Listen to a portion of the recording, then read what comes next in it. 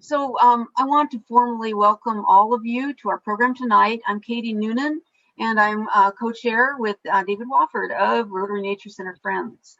And we are here today to kick off hopefully a year series of talks called Lakeside Chats, which will explore a number of topics and bring together all the different groups of people who interact at Lake Merritt and give our refuge and our community such character. We want to say that this is a special day, December 4th, because it is International Wildlife Conservation Day, which was established in 2012 and became an international day of commemoration. So how fitting for the start of our program. We also want to acknowledge that we are living at this time, and we're entering into a dark time of pandemic. And we want to say that our hearts go out to the individuals and families who are affected by this pandemic and its widespread effects. And we're hoping that programs like this and many others will provide safe ways for people to interact and explore community and learn new things about our beautiful community. So we want to say that we're going to hear today from Dr. Jim Carlton, who is a longtime Oakland resident, but he has emigrated to the East Coast. But he spent his early days at Lake Merritt. He's going to tell us something about that today and about a ongoing story of science that began with his teenage explorations at Lake Merritt. Dr. Carlton is a professor of marine sciences at Williams College, and he continues to do research, and we're really looking forward to hearing his new take on the unsolved mystery of the Lake Merritt beach hopper. So Jim, take it away. Okay, great. Can everybody hear me? I'll assume yes. That's yes. And I think folks should mute themselves for a while. Thank you everyone so much for attending tonight. I'm coming to you from Mystic, Connecticut. I gave my first talk at the Rotary Nature Center about 1963. So it's good to be back. And I'm going to tell you a story about some early adventures in Lake Merritt and about a mystery that is yet to be solved about one animal living in the lake. Let me just hang on here as we... Katie, I can't seem to... There we go. Got it.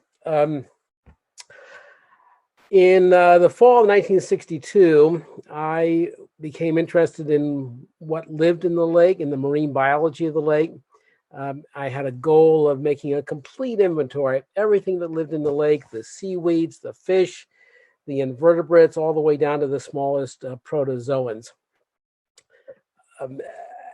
What I needed, though, was to have help from local biologists to identify all the different species that I was collecting. Back in 1962, that would mean typing out a letter, an envelope, getting an envelope, a postage stamp, and mailing it, and then waiting for a response. First, I had to find out who the local experts were. And that search brought me to two places. One was the UC Berkeley campus, where I met zoologists in the old Life Sciences building, now gone, and to the California Academy of Sciences in Golden Gate Park in San Francisco. The public faces the Steinhardt Aquarium at the time, especially. That's the old Cal Academy that many of you are familiar with, and I met zoologists there as well.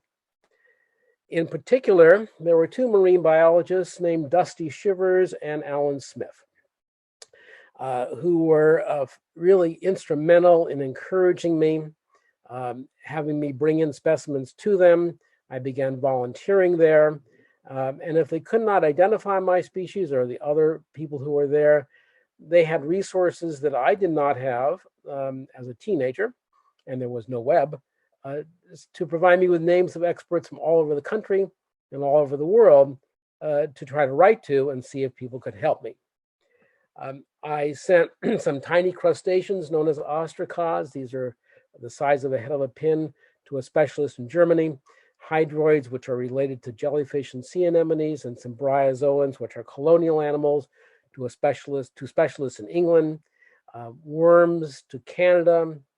More bryozoans to the University of Southern California.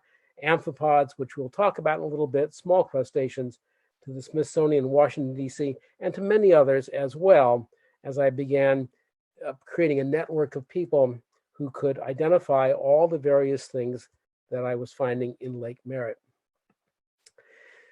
Now it's about 2 years later. Things were going fairly well. I was writing to famous scientists all over the world. They would respond to me. I would package up my specimens and walk down to the local post office near Lakeshore Avenue and mail them off. And what would come back time after time would be that what I had sent to a specialist somewhere was the first record of that species from the Pacific coast. It was known from somewhere else in the world. A first record for San Francisco Bay. I thought that was all pretty cool. And so as time went by, I decided that I was in fact a survey. And so I went down to a local print shop in downtown Oakland, and I ordered a ream of paper, a ream of stationery, and I was the Lake Merritt Biological Survey with that address, which was my home address in Oakland. Things were going pretty well at that time. That lasted, however, only about 2 years, until I got a nice letter from a young scientist in Canada who was helping me identify some worms from the lake, asking if I had any postdoctoral positions available. I had to write him back and tell him that I was in high school. And after that, I phased out my Lake Merritt Biological Survey stationery. Back to the explorations in the lake, one of the animals I found on the beach at Adams Point in Lake Merritt was a beach hopper. A small animal, less than an inch long. And the beach at Adams Point is probably in much the same condition and size as it has been for a long, long time. One of the remnants of the old lake, very likely, coming down from the rubble and the little point that makes up that part of Lakeside Park. Beach hoppers live in a very narrow, very precarious existence. They live just on the upper parts of beaches, under seaweed, wood, and stones, things that are washed ashore. It's called the rack line or the strand zone. They require this damp, salty environment, but they drown in water and they die on land. That's a very narrow existence. And for a great many species around the world that live in this rack line or strand zone, it's a very risky place because where there were a lot of these kinds of habitats are now seawalls, roads, and so on, long since destroying that habitat in many places. What are beach hoppers? You'll remember from your high school or college biology classes that there are phyla classes and so on. There's a hierarchy of taxonomy. Arthropods include insects, spiders, mites, millipedes, crustaceans, lots of other things. Crustaceans include barnacles and lobsters, crabs, shrimps, crayfish, brine shrimp, many smaller things. Crabs and shrimp and smaller crustaceans are in a group called the Malacostraca, which include the amphipods, which have an unfortunate name of scud. And under this amphipods, there are many families, one of which are the beach hoppers, shore hoppers, and land hoppers. Beach hoppers are also called beach fleas. They're not fleas. Fleas are insects, and so we're going to stay with beach hopper instead. The known beach hoppers of the Bay Area included a number of species, some of which have been recognized for a great long period of time, often living on the open coast on sandy beaches, making their way in through the Golden Gate, around the islands, in terms of Angel Island or Yerba Buena, some making it over to the East Bay side, and that little one down there at the bottom, Traskiana, common along bay shores. The question was the Lake Merritt beach hopper one of these species already known? But that would require an amphipod expert to tell.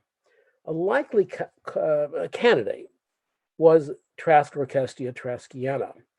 This is a species that was described from San Francisco Bay in 1856 in one of the first issues of the Proceedings of the California Academy of Sciences. So it's possible that what was in Lake Merritt was that same species common along bay shores, and was said to be, back in the 1850s, very common among the rejectamenta, the debris washed ashore at the high water mark of San Francisco Bay. Now, you remember that one of those lines of communication that I was establishing was with the Smithsonian Institution in Washington, D.C., called the United States National Museum at the time, now called the National Museum of Natural History. One of those scientists was an amphipod person, an amphipod specialist named J. Lawrence Bernard, Jerry Bernard. Now, you might think an amphipod expert is all you would need to identify an amphipod. But it turns out Dr. Bernard wasn't a beach hopper amphipod guy. That would require another expert. So Dr. Bernard sent me up to Dr. Edward Bousfield in Ottawa, Canada. I wrote to him. He was a specialist, as it turns out, on the beach hoppers of the Pacific coast of North America. So I sent him some specimens in 1966. 54 years later, my copy of the letter that he sent me, his response, isn't in perfect shape. Here's what it looks like today. But in fact, some of it is still readable.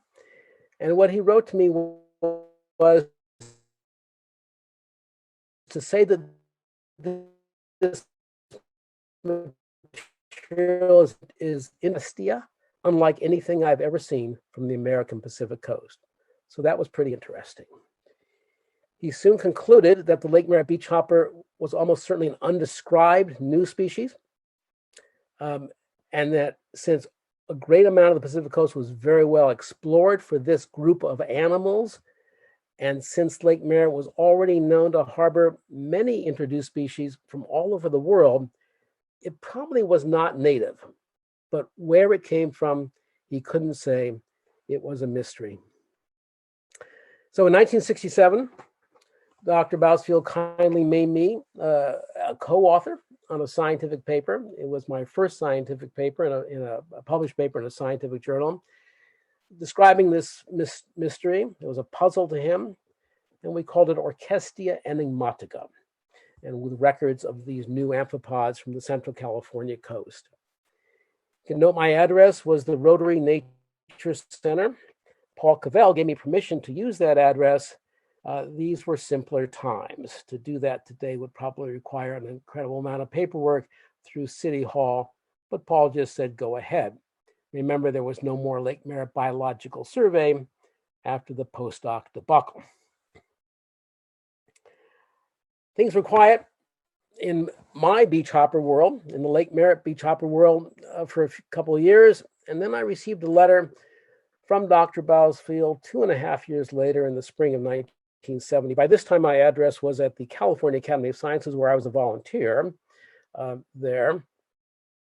And what Dr. Bousfield wrote was that he had just recently collected specimens of an amphipod, a beach hopper in Chile, called Orchestia chiliensis. And he wrote me, does it look strangely familiar to you? he concluded that, in fact, what was in Lake Merritt was indeed Orchestia chilensis. They were the same. So mystery solved. The Lake Merritt beach hopper was from Chile, could be from Peru, where the chilensis was also known. And the question then became, how did it get from South America to Lake Merritt, to a little beach at Adams Point? Dr. Bousfield asked me if it was possible that the Chilean beach hopper could have been picked up by ships, specifically in the solid ballast of ships, stones and shingles, sand, shore debris, so that when a ship unloads its cargo and is empty, it has to make the return voyage with a nearly equal amount of weight so that it's stable at sea. This would have happened in the early days of sailing ships, probably. I took that question over to the curators at the San Francisco Maritime Museum. The old view of the museum is there as well. They interviewed, and they had an oral history program of old deep water sailors who would visit the museum and who they knew, including one Henry Brammer. Mr. Brammer told them that in the 1920s, lumber and grain ships from California would go to Chile, offload their cargo, and then load up with ballast from the shore in Valparaiso, Antofagasta, or Iquique. Typical scene along the California coast, Oregon and Washington back in the early part of the last century, sailing ships loading lumber to go to various places in the world. Mr. Brammer also said that when they arrived in San Francisco Bay, they often dumped that ballast in places like the Oakland Estuary, which for many of you, as you well know, there is a channel that connects the Oakland Estuary to Lake Merritt, and that channel has been in place for a long, long time. Changed over the years, manicured in some ways, restricted, but still a channel remained. And back 100 years ago, it would have been fairly free-flowing. So that now solved both the source and the transport vector. Learning about shore ballast led me to many years, decades of study about the role of what's called solid ballast versus ballast water, moving species all over the world in the days of sailing ships. And that's quite another story, but involved a lot of plants, insects, and many other species. Now 12 years pass. It's 1982. Ed Bousfield is still working on amphipods in Canada. He publishes a revision of beach hopper taxonomy. He gets new material from Chile, and Ed concludes that Enigmatica from Lake Merritt is in fact not Orchestia chilensis. It's a good species. It's not the same. He puts it in a new genus called Transorchestia, which also includes some species from Australia and New Zealand. And he concludes that while it's not what he thought it was a few years earlier, it must still be from somewhere in the southern hemisphere. So now the mystery deepens. It's not from Chile, but it's from somewhere in the wide South Pacific. And yet it's not been discovered there.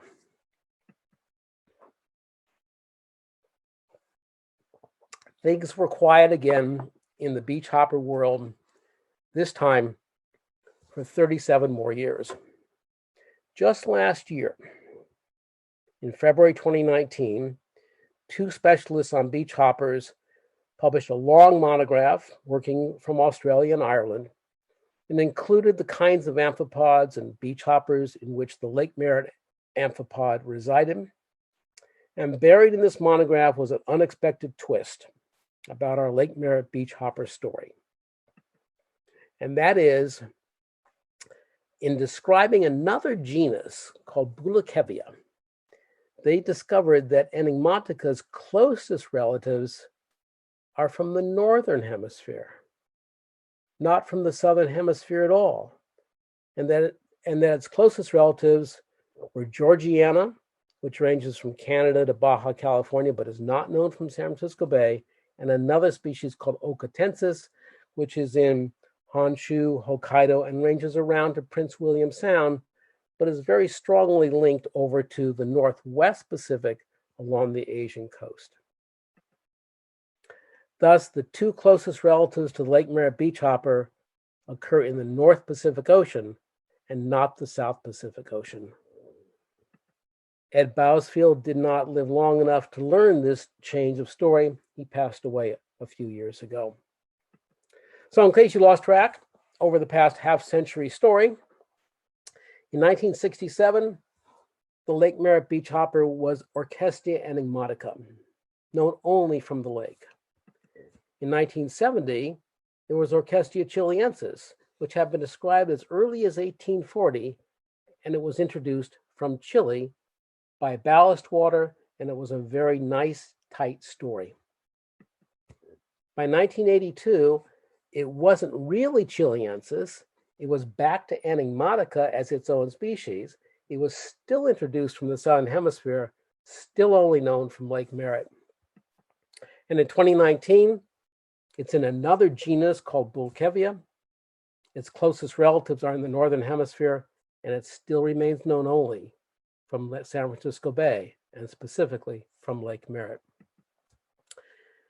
Is it possible that our Lake Merritt beachhopper is endemic to San Francisco Bay? Excuse me. What we can say is that no other well-studied group of invertebrates are known only from San Francisco Bay. There's no other species of well-studied groups that are found just in the bay. This would be the only case. There are very small, like protozoans, that are only described from the bay, but that's simply because no one has looked elsewhere. In the case of this amphipod, this beachhopper, people have looked elsewhere.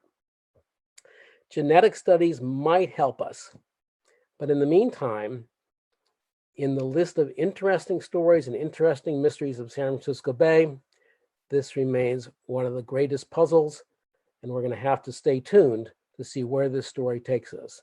The ongoing saga of the Lake Merritt beachhopper is not yet finished. Thank you very much. We didn't want to keep you very long, but I'm happy to open up to questions and discussions and chats. Back over to you, Katie.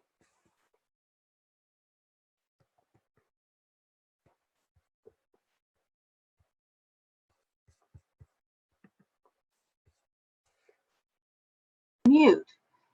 Great. So can you stop screen sharing then, Jim? Yep. Okay. Is everybody? Fantastic. That was such an intriguing story. So what we'd like to do is now is to just do a bit of housekeeping on how we're going to handle the questions. So if you have a question, please type it in the chat, and then go to your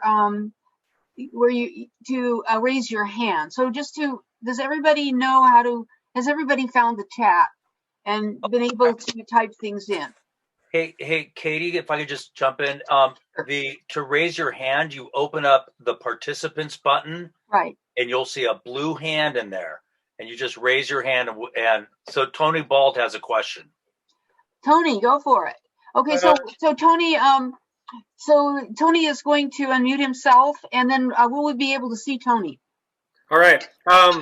Hey there, Jim. I had a question. When you were first starting to find these, when you're starting to catalog back in the day, did you initially take pictures, or did you draw or sketch? Or because I saw some sketches early on. Yeah, thanks for the question. I did both. I took endless notes, which were first handwritten and then typed out. I sketched a lot of the lake and where things were in the lake. I sketched some of the smaller species that I saw under the microscope, and then I took an awful lot of pictures as well with an old camera. And and most of my collection ended up on 35 millimeter color slides, of which some of them remain in that condition. But quite an archive of pictures from the 1960s until the early 1970s. So I studied the lake for about 10 years intensively, and then have visited pretty regularly ever since then. Thank you. Thank you. So we have a question from Jonathan now. Jonathan, hi. Go for it. Hey, First off, thank you so much for your time, Jim. I appreciate it. I can't tell you how much I love this story, so it's cool hearing it firsthand. Um, I guess part of it, so recently when I read this story online, I was like, hey, I want to check these things out. I couldn't find any information about that. I didn't know what would be a good time of the year, when to go, what part of the water, how deep or not so deep I should be going. So I guess part of the question is, is there kind of a guide to seeing these firsthand? And the second part of that question is that a good idea, or would that open up the door to too many people going and checking it out? And thanks.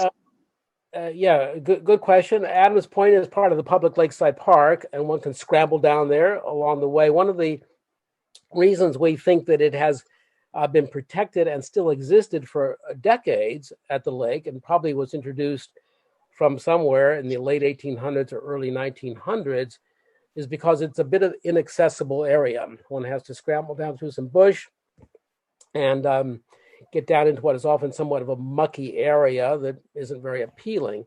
At low water, I can't say low tide, but at low water, when the lake's water is regulated, one can go down there, turn over a few boards, a few rocks, and you'll see the beach hoppers hopping around. We wouldn't want a lot of people going down there to take a souvenir. And at one time, a Smithsonian biologist named Tom Bowman wrote a little manuscript that was never published, proposing that the Lake Merritt beach hopper should be classified as an endangered species because its entire known range in the world was 1,000 feet or so. But if you want to go down and look and not collect them, it's a pretty little beach hopper amphipod. They're not easy to catch because they hop away from you, but it's very cool, and you can go down and see them almost any time. Awesome. Thank you so much. Appreciate it. All right, we have some great questions here. Rob, do you have one that's next? I'm having a hard time seeing who is next. Well, there's a question from Jenny asking about are there any native species left? And if Jenny wants to unmute, you're welcome to.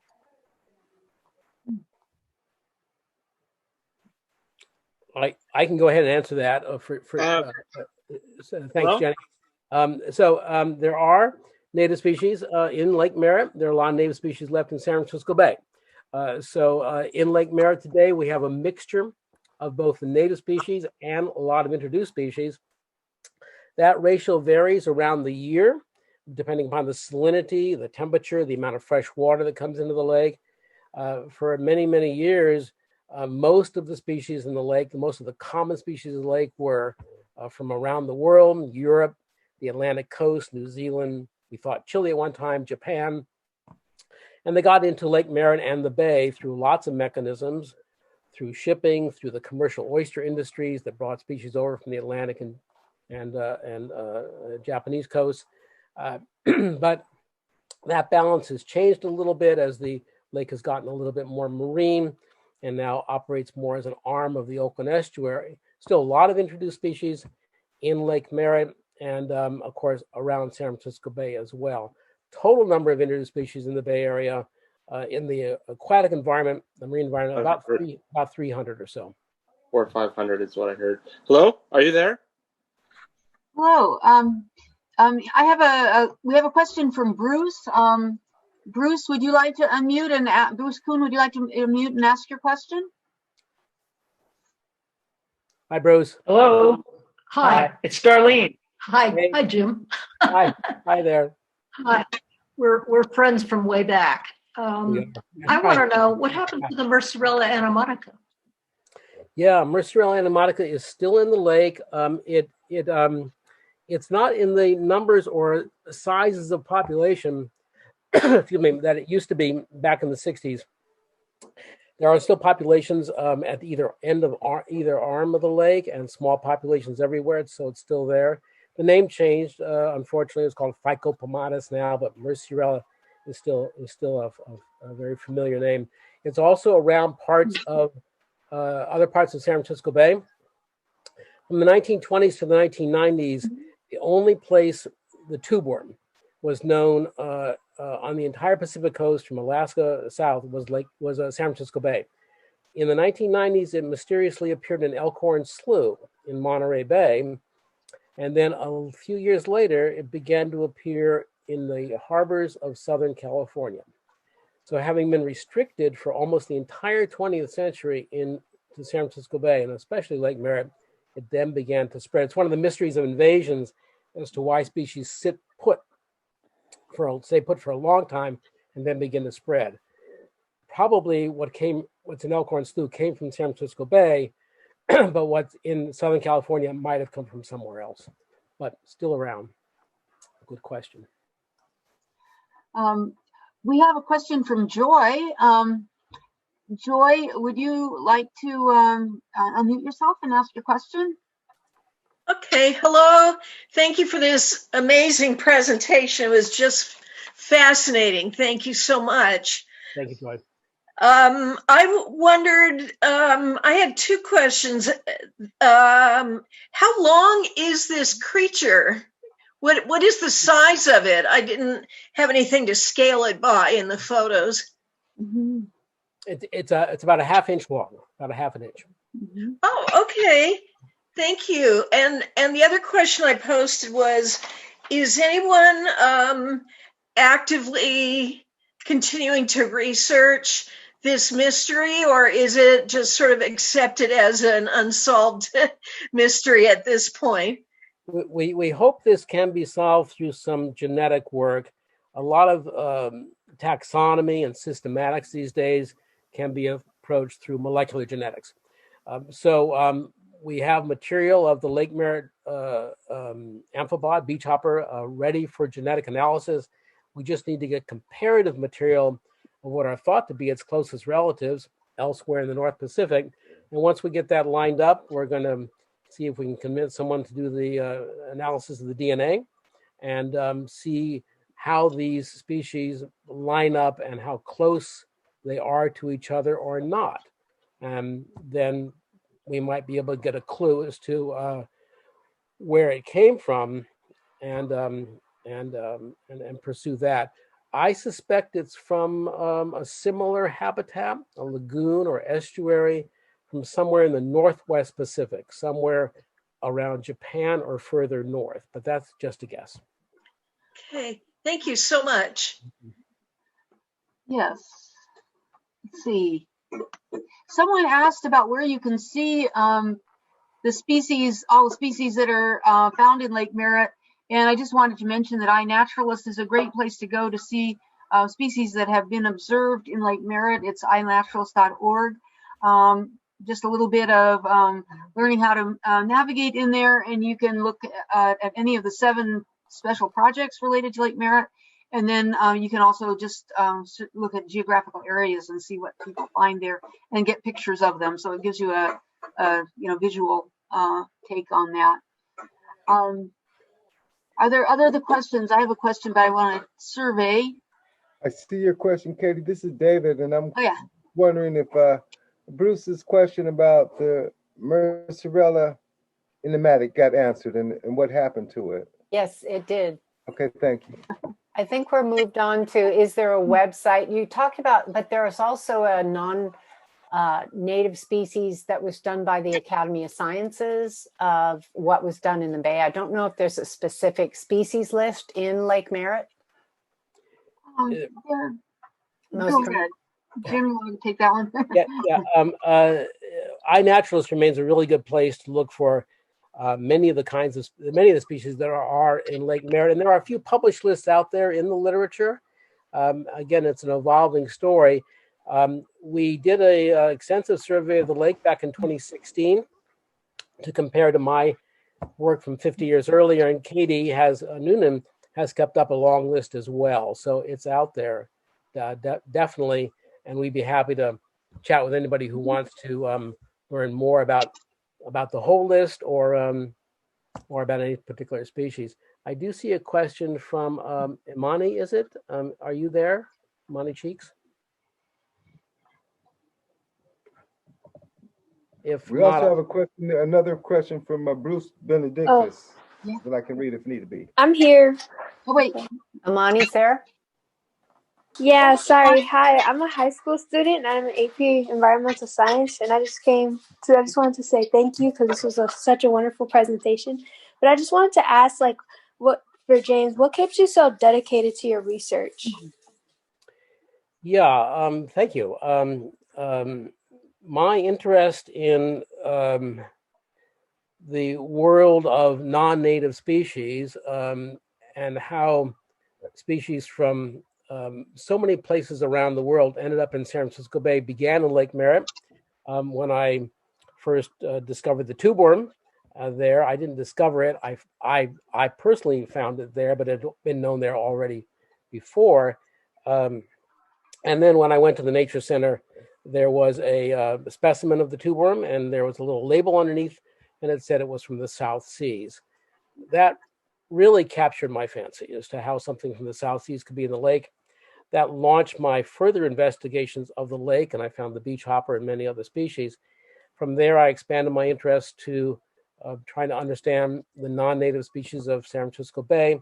Eventually, I did my graduate work on the non-native species from Alaska to Mexico. And since then, I've been working all over the world to try to understand how maritime history links to marine biology, and that the last 500 or more years of ships sailing around the world actually ended up spreading thousands of species around the world. But a great many of those were spread around before there were any marine biologists. So we're still playing a lot of catch up between the 1500s and 1600s and 1700s as to what was distributed before we got there as biologists. So right now we have current work going on in the Galapagos Islands to see what's all the species that have come there for 500 years, and done some work in Hawaii quite a bit, Chile as well, Argentina. So the story goes on. We're trying to reconstruct what the world looked like before we began spreading species around the world, and also what's still happening now. That's great. Thank you. Thank you. Hey, Bruce, we have a question from Bruce. That's great to hear, Imani, to hear a question from a high school student. It's great. Bruce, do you have a question? Bruce de Benedictus, are you with us? Okay, we're oh, yes. I just wanted to know, what are the visual cues that we should look for to distinguish this from other beach hoppers? Yeah, yeah, thanks. It turns out they're pretty microscopic characters, and you have to get them under the microscope and compare parts of the anatomy of what are called the front appendages, the antennae, some of the legs, and so on. Pretty distinctive once you get them under the scope, and then learn the parts of an amphipod, which is a lot of jargon, unfortunately. The legs are called pariapods, and there's all kinds of other stuff there, but not so hard once you start comparing specimens. Our local books for California identification of marine invertebrates are pretty good, and one of those books called the Light and Smith Manual has keys and drawings that include the Lake Merritt beach hopper and its comparison to the other species. Okay, cruising around here. I have a question about the and I have a question about how the beach hopper fits in with other species at Lake Merritt. What eats it, and I think you mentioned what it ate. Yeah. Lake Merritt has seen a huge amount of changes, and yet they found beach hoppers in the 60s, and we found them as recently as this year or last year. Yeah. So, and if we think it came in with sailing ships, then it's been in the lake for a long time, it does eat detritus on the shore, organic material. It has no other beach hopper there to interact with it, so it's got a good thing going there in terms of competition. And I don't believe we know what eats it, but surely some shorebirds might be able to get it and things like that. It does show up occasionally around other parts of the lake after storms. We can get it at the other end of the lake on what I used to call the 12th Street Beach. But generally that population has hung along that shore for probably better than 100 years and has maintained itself, which is pretty remarkable. but predators we don't know. And fortunately, it's has a very broad diet, which might have helped its being able to sustain there for so long. Thanks. I believe we have a Mitch in the queue with a question. Mitch, are you there with a question? Yeah, one of the questions was just answered concerning if it had any natural predators, and then I guess the other question I had was, is the population at the lake stable? Yeah, we don't have any real long-term data on that. It's been what we call collectible on demand on any visit. Doubtless the population size has gone up and down for various reasons, and the risk of the species is whether someone would get it in their mind to manicure that part of Adams Point. It is probably one of the only parts of the lake that remain somewhat like it might have been 100 years ago. It's just a sort of a rubble, muddy, sandy beach at the bottom of that vegetated hill on that slope. So, and I've always thought that if someone wanted to go ahead and put a wall there or clean it up, as it were, getting the idea that it should look like the rest of the lake's margin, that would doubtless take out the population. And as far as we know, it would be gone until we discover it somewhere else in the world. So the stability comes from the fact that that little part of the lake has remained relatively untouched for so long, which is pretty cool for at least this little beach hopper. Thank you very much for that. Thank you. So, so I have, are there other questions out here? I'm not seeing the full, oh, we do have another question from Bruce. Yeah, and Richard has his hand up. And Richard, okay, let's go to Richard and then to Bruce. Richard, you're muted. Richard, there you go. Adjacent to the Bandstand Beach is a rock wall, an old one, probably crumbling a bit. Is it possible the hoppers could be living in the cracks at the right tide level there? Yeah, we've never seen it in that habitat. I have looked in the cracks on the retaining walls around the lake. Not impossible that some of them after a storm, excuse me, could get washed around and caught up in that kind of environment. I suspect that it's not a permanent habitat for them because they do like to work on that rotting seaweed and that little bit of vegetation and organic material that seems to sustain them. But it's probably a pretty plastic species in some way. So finding the occasional individual in a little crevice somewhere around the lake, not impossible, but it's really the kind of species that does live on that sandy, muddy, high beach environment, and that's where it's evolved to, we think, wherever it originally came from. Okay, thank you. And we had Bruce, and then I think, yeah, we can maybe try some trivia after that. Okay, so Bruce, go ahead, introduce yourself. Okay, go ahead. It's actually Darlene. She has a whole list of your of your species. This is dated 1966. Yeah, and Darlene wants to know in particular. I want to know if the shrimp known as Pylomone macrodactylus is still in Lake Merritt. Yes. I remember it was a very interesting looking, very transparent shrimp that was in the lake. What a good memory you have, and remembering all those Latin names too. It is still in the lake, and that's a fascinating shrimp. It first showed up in San Francisco Bay in the early 1950s, and soon became a member of Lake Merritt and is still there. And that's where it was for many years until it showed up in Europe about 10 years ago. And now we have it right in our own backyard here in Long Island Sound. So a species, one of the very first species that I met and its name I learned in Lake Merritt, has shown up here right on the Atlantic coast as well. That's still around. Yeah, it's about 3 inches long, and it's technically edible. Doesn't make kind of a small hors d'oeuvre on a small cracker. Yeah. Probably not a good idea to eat it out of Lake Merritt either.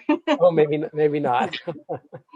Katie, before we go to trivia, may I ask you how or why is it that the beach hopper is less edible than the baby shrimp that I'm familiar with? Yeah, a good question. It is technically edible, but it's just a little half-inch long thing, and so it's sort of a micro hors d'oeuvre. But we probably don't want people eating it since the only place it exists is this 1,000-foot stretch of beach, and I think it'd be better not to test it. If it was in plentiful supply, though, it could be considered like baby shrimp, if you will. It could be. I suspect it tastes about the same. Yeah, I've never eaten one, not yet. Yeah. Well, don't start on my account. No. Yes. Okay, well, these have been great questions, and we can return to them in just a minute. Is there anyone? Are there any other outstanding questions that we really should get to right away before we try some trivia? I do see one more question about are they special or important, and are they in any way a good study animal for invasions? There's been a fair amount of work on the ecology of beach hoppers in many places around the world. They turn out to be pretty important in as consumers of algal vegetation, as it were, on the beaches, and cycling vegetation on beaches, and especially when they get in large numbers. They are also well known to be prey of a lot of shorebirds and things like that in other parts of the world. And I think they are a good model for study for invasions because they're highly accessible. One doesn't need a particularly low tide to get to them, and often in many areas of the world, very abundant and have fascinating behaviors in terms of lunar cycles, orientation to water, and things like that. So well-studied groups and pretty cool. That is so cool. Yeah. Well, thank you, whoever put all this wonderful resources in the chat. I haven't been able to scroll up, but thank you so much. So with everybody to stretch your arms, and as we have a couple of specially prepared trivia questions, and we'll be using the same format that we have been using. And in that, we'll be answering these questions in the chat. And then somebody who is looking at the chat will find the person who answers the question correctly first, and that person will be the winner. The winner will receive, I will show you in just a minute. We'll start our show here. Okay, here we are commemorating International Wildlife Conservation Day. Here is the beautiful t-shirt designed by Rex Burris, Rotary Nature Center naturalist for over 40 years. And then we will have a series of questions. There will be a question, and we'll take about 2 or 3 seconds. And then if somebody who's looking at chat can shout out, we have an answer. I guess I have to look at it too. Okay, so. Well, I'll do that, but just remind people they can't shout it out. They have to type it down. That is absolutely true. Just like you were in class. Yep. And raise your hand too, that helps. Okay. All right, so here we go. First question. Which person was the first to observe or post a photograph of the Lake Merritt beach hopper on iNaturalist? Listed persons may not answer this one. Here we have Jim Carlton, Damon Tighe, Allison Young, Kenichi Ueda, and Liam Donahue. Okay. Do we have anybody answering that question? We have a Jim Carlton, we have Damon Teague, we have Jim Carlton, we have Damon Keebe, we have Kenichi Ueda. Stop. Okay, so our correct answer is Kenichi. He was the first to, he is the earliest post on the iNaturalist website that Adrian gave us such a beautiful reference to, and where I got this question. So Kenichi, so that's Rebecca Johnson. All right, yay, Rebecca. So Kenichi, you want to give us all a wave? You're here. Can you unmute yourself and wave to us? I hope he was here earlier. Here I am. All right. So, I mean, yeah, congratulations. Okay. So, and so the person who did answer, Kenichi, they have a T-shirt. You need to give give us your size of T-shirt that you want, and address where we can send it, or an email so we can converse with you about the about it, how we can get it to you. Okay. Now the next question is, what is a watershed? An area of land that drains into a body of water, a shed where water is stored, a water closet, a big moment, or a body of water that receives water from the land. So we've got an area of land that drains into a body of water. We have two of those. Okay, so let's get both of those people close. Bingo, that is the correct answer. Bruce and Samuel. Bruce and Samuel, congratulations. You have won T-shirts. And that's some very important thing that we need to get across to everybody, that wherever you are still contributing to the quality of water in our local waterways. How do we get the... Oh, we have a question. You have a question? Yeah. How do we get the shirts? Like, do you mail them to us or something? Yes. So the way you'll get them is I can meet people at the Rotary Nature Center and give them their shirts. Or if that's not feasible for you, I can mail it to you, and I'm probably going to ask you to pay postage, but we will communicate about that via email. Okay, so be sure that you get your email to one of our workers in the chat, Patty or Kirsten. Okay, so this is the last one before we go back to having some conversation, because we want to take good advantage of that and really like all the questions we've received. So which SpongeBob character does not live in Lake Merritt? SpongeBob, Patrick Star, Plankton, or Mr. Krabs?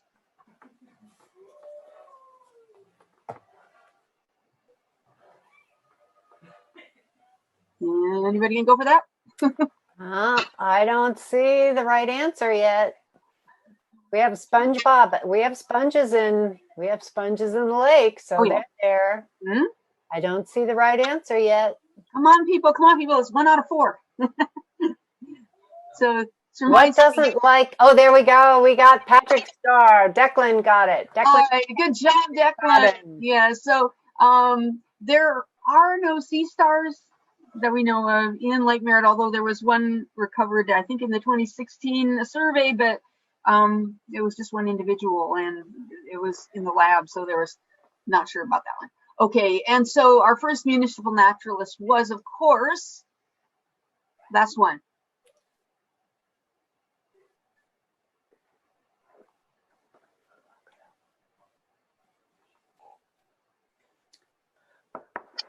We have a Samuel Merritt. We have Samuel Merritt. We have maybe. We have another Samuel Merritt. We have Mott. Wow. Paul Cavell. Paul Cavell is the right answer. Joy got it. All right, collect that person's information, and we can go on now. We have approximately 5 minutes left, and we do have some concluding slides to share with you about our upcoming talks that we're going to have. You've all made this a very special talk with all great questions and your attendance. And where are we? I might want to mention an opportunity coming up. Cal Academy is having a snapshot day. And while this is a time where people who can go out and observe what's in Lake Merritt and record it can contribute in a socially distanced and COVID safe way. All right, so I'm going to turn this over to David, and he is going to share our upcoming talks.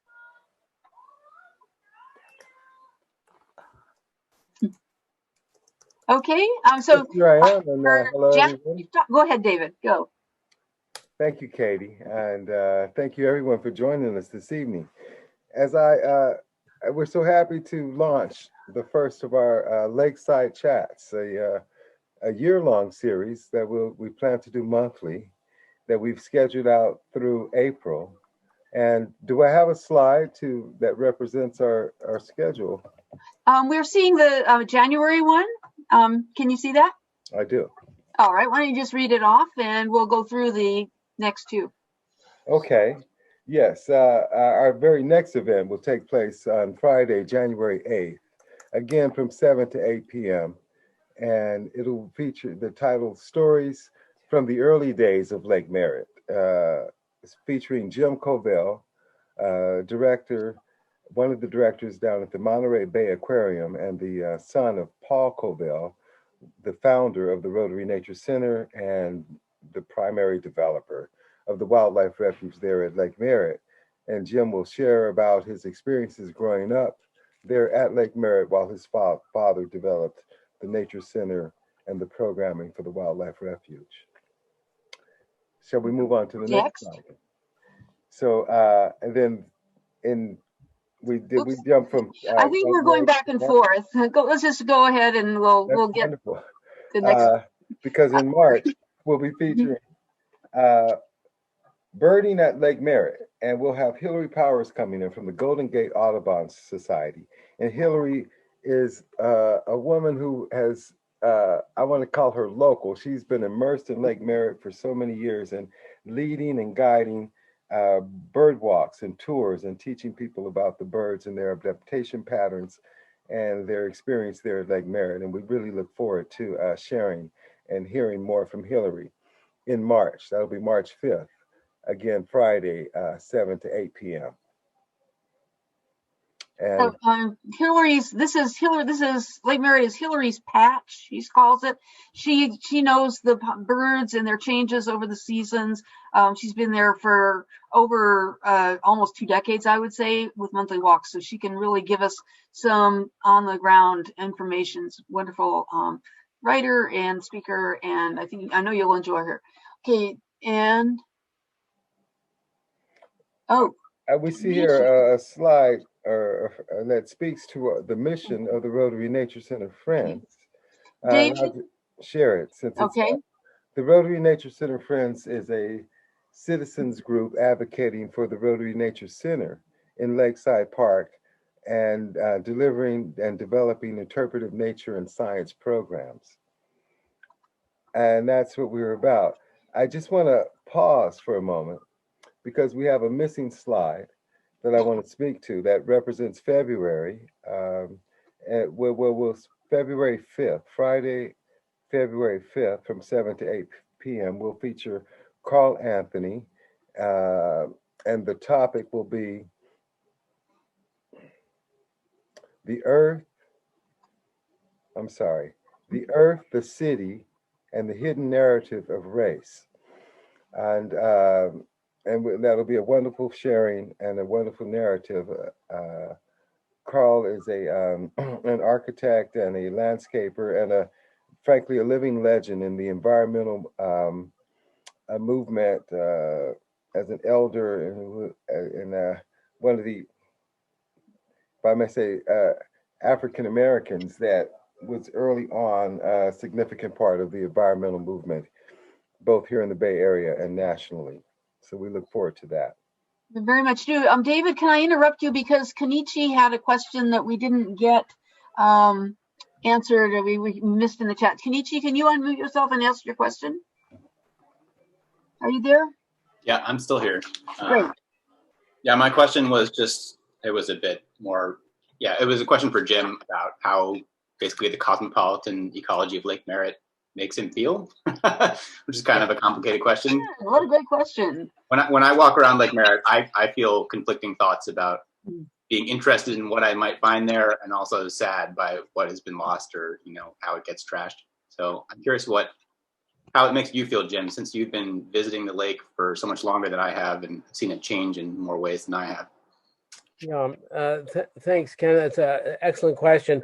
And it's one I think about all over the world because many of the places I study, many of the aspect dominant species, many of the predominant species are not native. And what we have lost is a sense of what those communities and ecosystems, how they worked, how they were structured, how energy flowed, the interactions between species before we had all these altered communities. So there are cultural and social aspects to that question. There are purely scientific and academic aspects to that question. On the social and cultural side, a great many species, as you know, and many of the people who are listening tonight know, a great many species that are on land at the lake, the trees and other plants, many of the species around the whole Bay Area, much of our landscape and our seascape consists of species that have come from other parts of the world, often accidentally, but very often intentionally. On the California landscape, we have many, many examples of that, eucalyptus groves and so on. So many people who have grown up with very familiar non-native species in their environment do not feel that that has been a bad thing. For those of us who grew up and visited Golden Gate Park as children many years ago, the smell of eucalyptus can be very nostalgic. But it's a tree from Australia. And we today, it's very unlikely that we would introduce the eucalyptus. My feeling is that yes, I think it would have been fascinating to see San Francisco Bay and Lake Merritt in its more aboriginal state. It gets complicated, and I don't want to go on for more than another 3 hours about this, but the bay is a highly modified system.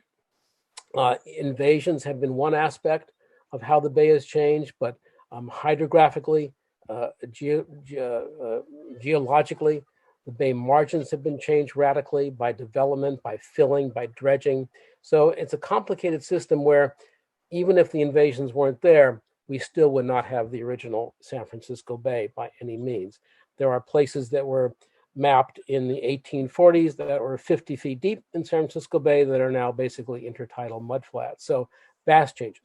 But that all said, one of our big efforts today is that we try to prevent future invasions so that no matter what has passed, do no further harm.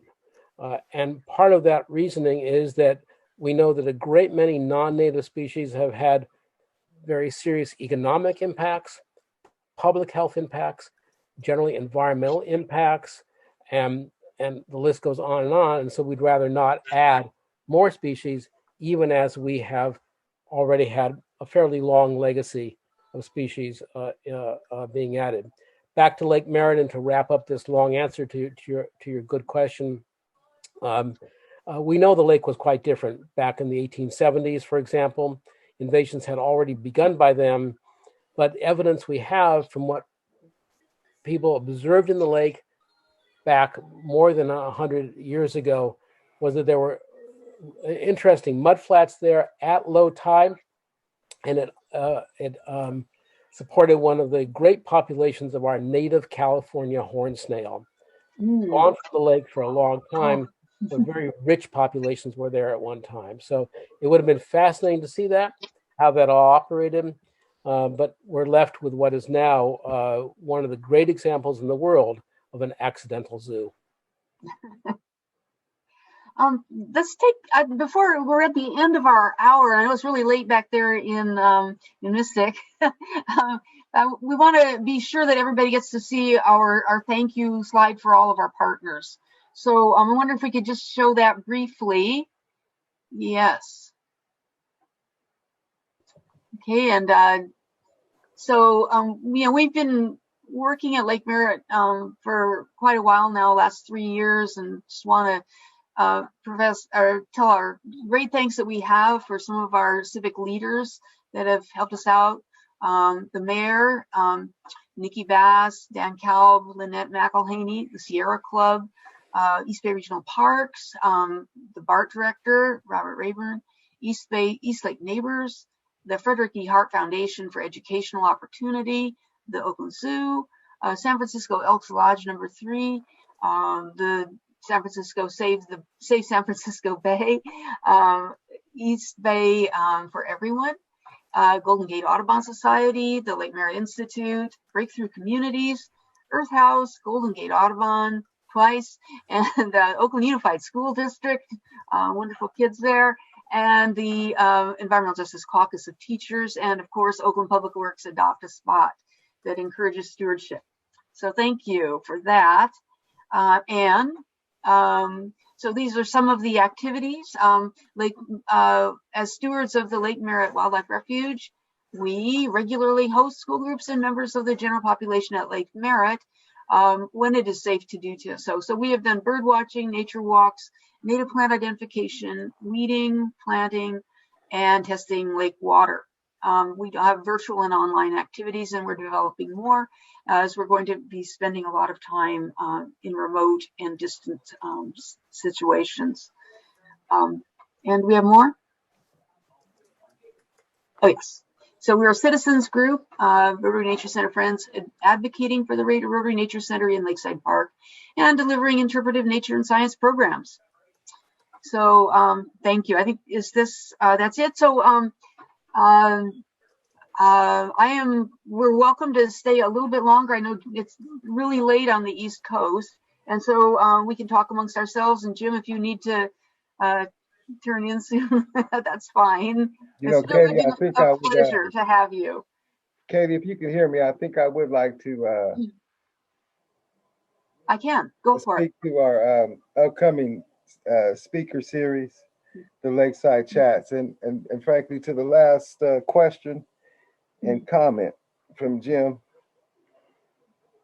because I feel like what they were discussing in terms of what we're holding here at Lake Merritt and what we're holding here as a community and as a society of human beings on this planet, you know, they were talking about in a microcosm what we have experienced on a little basis around the planet as it has evolved and we have impacted it. And, you know, here at Lake Merritt, we are endeavoring and we're somewhat in a position to monitor and record and look at that experience. And the Lakeside Chats and all of our work and all of our partners and all of you who have joined us tonight is very inspirational. And I wanted to speak to it about why we gather and what we hope to inspire and what we're about. Because we hope to continue to explore and answer those questions. Well, you know, and to develop our own capacity to look at that and to hold it and to share with one another.